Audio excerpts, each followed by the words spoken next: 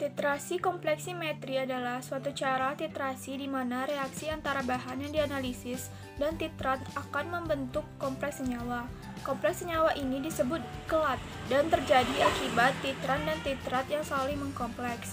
Reaksi pembentukan kompleks adalah suatu reaksi asam basa Lewis. Percobaan kali ini menggunakan metode titrasi kompleksometri untuk menetapkan kadar secara kuantitatif suatu sampel yang didasarkan pada reaksi pembentukan senyawa kompleks karena adanya reaksi antara analit berupa logam dan titran sebagai komplekson. Titran atau zat pembentuk kompleks yang digunakan yaitu natrium etilen diamin tetraasetat atau NaETA, di mana reaksinya dengan ion-ion logam polivalen akan membentuk suatu kompleks yang stabil dan larut air.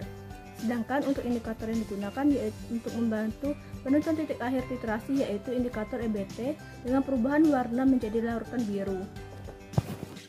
Praktikum kali ini dilakukan penetapan kadar kalsium laktat secara titrasi langsung. Prosedur kerjanya berupa larutan sampel kalsium laktat di pipet sebanyak 10 ml.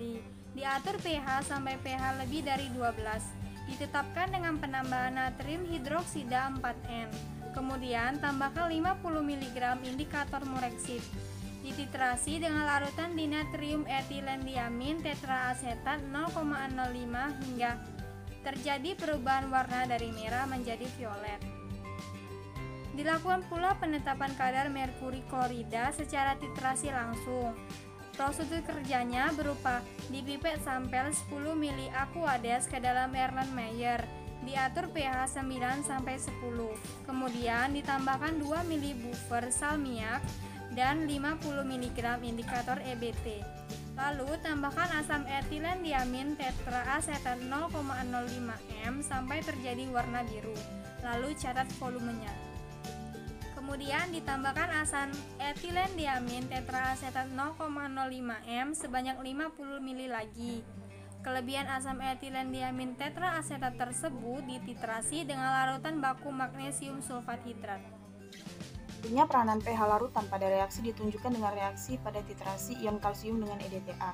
Dapat dilihat reaksinya, EDTA membentuk kompleks 1 berbanding 1 dengan ion-ion logam, oleh karena itu jumlah mol ion kalsium dalam sampel sama dengan jumlah mol EDTA yang dipergunakan untuk titrasi. Yang pertama, penentuan kadar kalsium laktat digunakan indikator mureksid. Indikator mureksid pada pH di atas 11 akan berwarna biru ungu. Ketika ion Ca2+ membentuk kompleks dengan mureksid, larutan akan berwarna merah. Reaksinya dapat dilihat.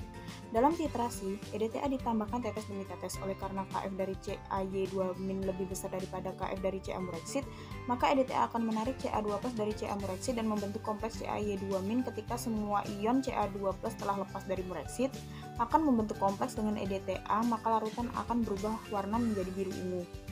Yang kedua, penentuan kadar merkuri klorida digunakan indikator EBT. Oleh karena Kf dari Hgy2- lebih besar daripada Kf dari Hg-EBT, maka EDTA akan menarik Hg2+ dari EBT dan membentuk kompleks Hgy2-. Ketika semua ion Hg2+ telah lepas dari EBT, maka membentuk kompleks dengan EDTA, maka larutan akan berubah menjadi warna biru.